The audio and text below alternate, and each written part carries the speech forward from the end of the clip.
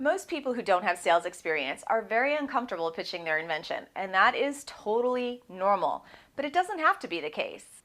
No one is more qualified to present your wow solution than you are, and in today's video I'm going to show you how to pitch your product like a boss, and in the process you'll get an insider look at my experience pitching on Shark Tank. Hi, Lisa Lloyd here with more tips, tricks, and hacks on how you can optimize and accelerate your invention licensing success.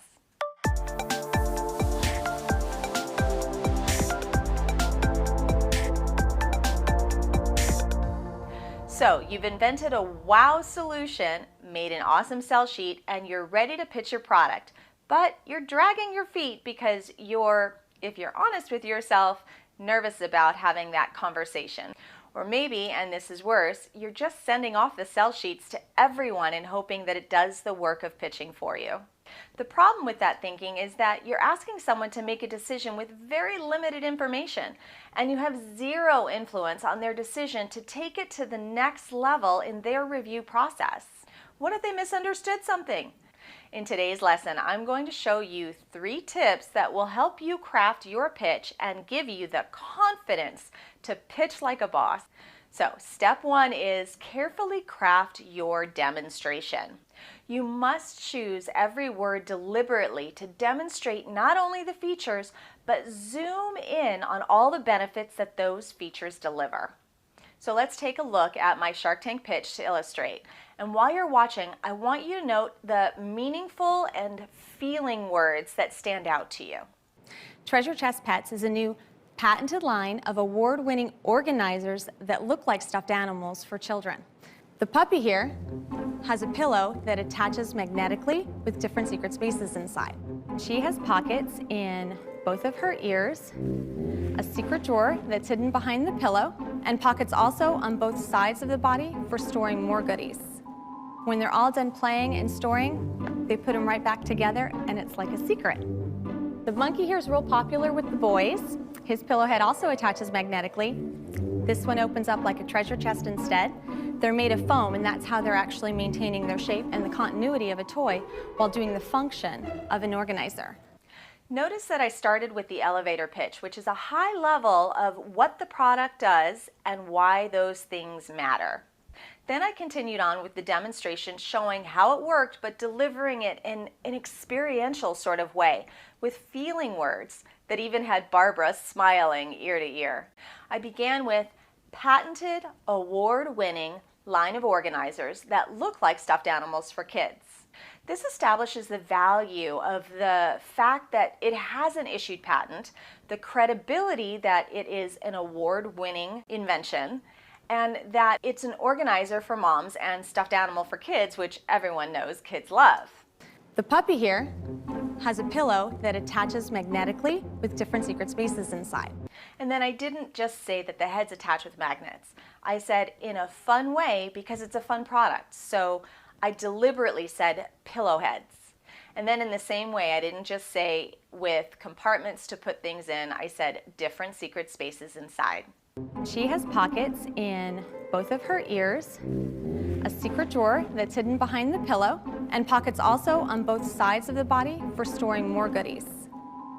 I said a secret drawer, not just a drawer behind the head, and pockets for storing more goodies. Again, using kid-friendly language like goodies, not just pockets for storing. That would be much more feature than benefit rich. When they're all done playing and storing, they put them right back together and it's like a secret. And finally, when they're all done playing and storing, they put it back together and it's like a secret. Playing and storing tells us that it's fun for kids and addresses the problem for moms, which is putting stuff away. The question that you need to answer for yourself is, what is the desired feeling that you want to trigger based on the intended consumer? That language will change based on, obviously, the product and the audience it's intended for. Just be thoughtful about it and choose language that helps evoke that emotion. My second tip is be prepared for the question and answer session.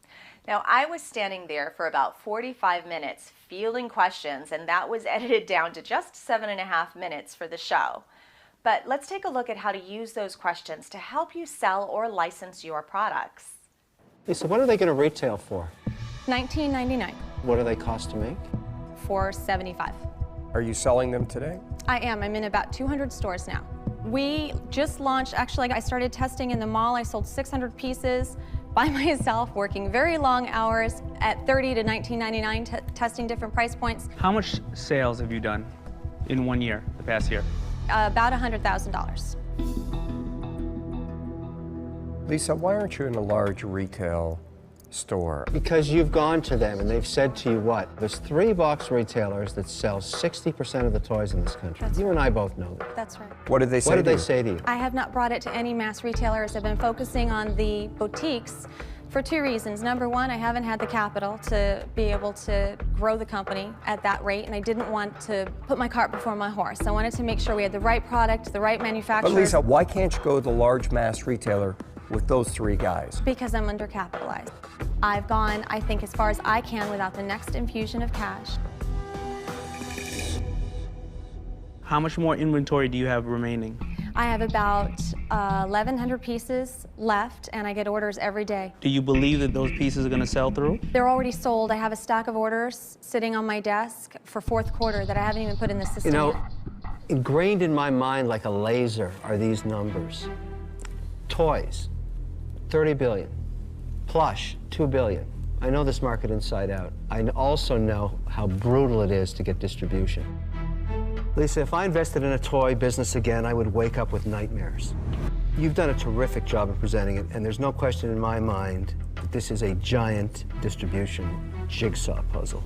For me, it's not a place I want to be in. I'm out.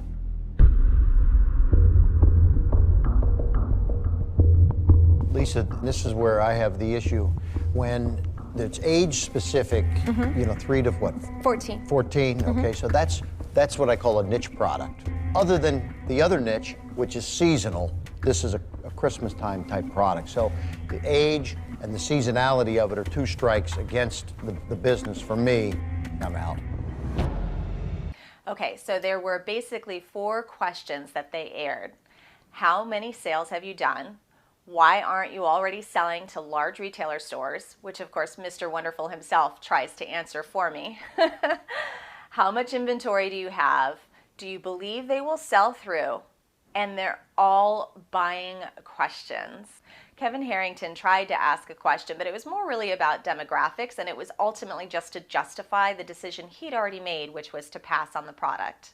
That was especially strange to me because I knew him before the show, and I really hoped to work with him to do a direct response deal. But he didn't invest, and for that matter, he didn't invest in anybody else and was no longer on the show after season 1. Listen, every question is an opportunity to get them on the yes train. And it's only scary if you don't know the answer when you think you should. So, assuming that you've done all your research to the best of your ability, you are ready for their questions. You just need the confidence to believe in yourself. No one expects you to know absolutely everything. Just be prepared the best that you can with the details for how it works and why that matters. That's really what's most important. They'll also most likely ask you about the cost of goods, and if you have any sales, they'll want to know more about that as well. You don't need to know everything for that first call, and if they're interested, it'll lead to many more discussions. So if you do get a question that you don't know the answer to, you can always ask for permission to get the answers and book a follow-up call. Listen, questions are an opportunity to continue to sell them on the product, so don't be afraid of them. Lean into them. When you do that well, even the critics will love you. It may not get you a deal with that person, but you will be welcome back for future products. And with that, the offers started coming in. So just stay tuned to the end of this video to see how those offers played out. My 3rd tip is rehearse, pitch, review, improve, repeat. Find people that you can practice with that will drill you with questions. Record those pitches so that you can critique yourself, write down all the questions that you stumble over, and then you can write out a well thought out answer to practice with. If you're rehearsing your pitch with people who don't know what questions to ask, you have a pretty good idea of what questions might come up. So write those down and give those to the people that you're rehearsing your pitch with, and ask them to mix up those questions so they come to you in a maybe unplanned way, giving you a chance to catch you potentially off guard, but an opportunity to practice rehearsing the answer to those questions without knowing which one's coming next. If you're a member of a local inventors group, this is a great place to practice your pitch. The bottom line is that this is a learning business. You can never know everything. You just have to go do it to know anything for sure, right? Can you see how that'll help you pitch like a boss? Let me know in the comments below. Okay, so there you go. Do your best to write a great demonstration pitch full of feeling words and prepare the best that you can for the questions that follow.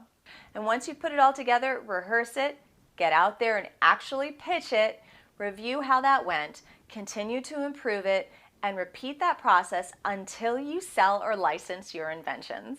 Okay, so would you like to see how it all ended? Lisa, I would be very comfortable investing, but only $50,000, which creates an opportunity but also a problem for you. But I must have my third share of 50%. Barbara has made Lisa an offer, but only for 1/3 of the money she needs.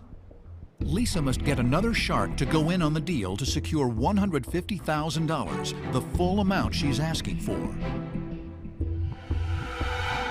I have the power to do this deal and make you filthy rich, which would in return make me richer.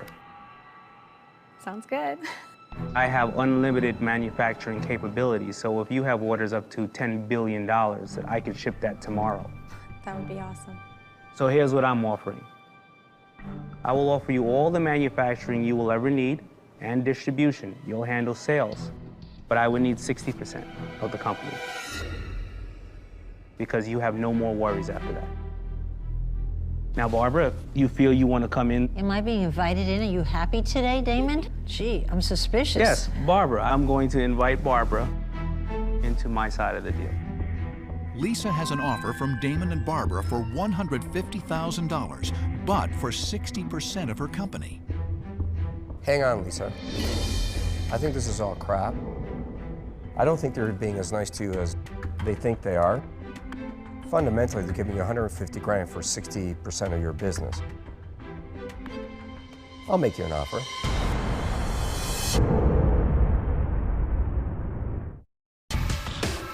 Damon and Barbara have offered Lisa $150,000 for 60% of her company, but Robert might be throwing a wrench into the deal.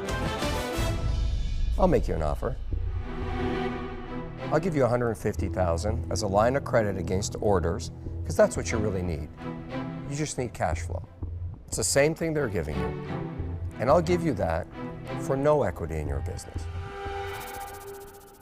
We'll work out a standard loan rate. If all you need is a little bit of money to get to the next step, I'm happy to help you, simply help you. And he can go sell his Girl Scout cookies. What are we doing? She's a great lady. If she needs a helping hand, I'm happy to be there. The money is not going to solve it. It's going to be the shipping, Well, it's going to be the billing, it's going to be... Let me talk.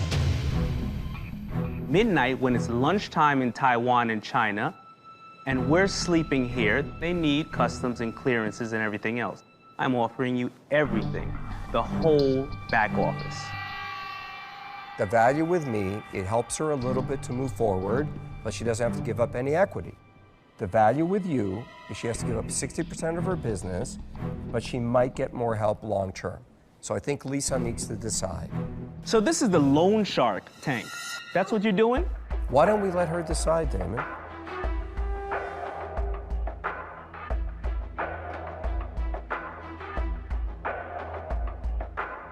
I think that you're right. If all I need is money, that this would be the best way to go, a line of credit, if I only needed money.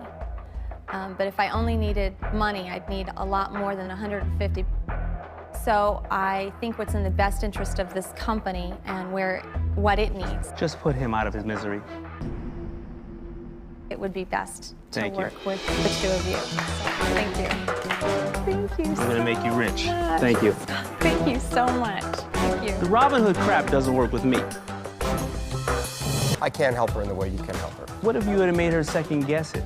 No, you know what? I just need her to be sure. Where is this coming from? You know her? I don't know her, but I've been where she's been. I just hope you're like this for everybody, because the next time I see something like that, I'm going to say, Rob, stick your nose in it and just be so kind. Oh, I'm so scared, Damon. Ooh. So kind. Thank you so much for joining me today. If you have any questions, please be sure to leave them in the bottom. I will read and answer every single question. Plus, it helps me to know what kind of information to bring you in future videos. Thank you again. I love you all. Happy inventing.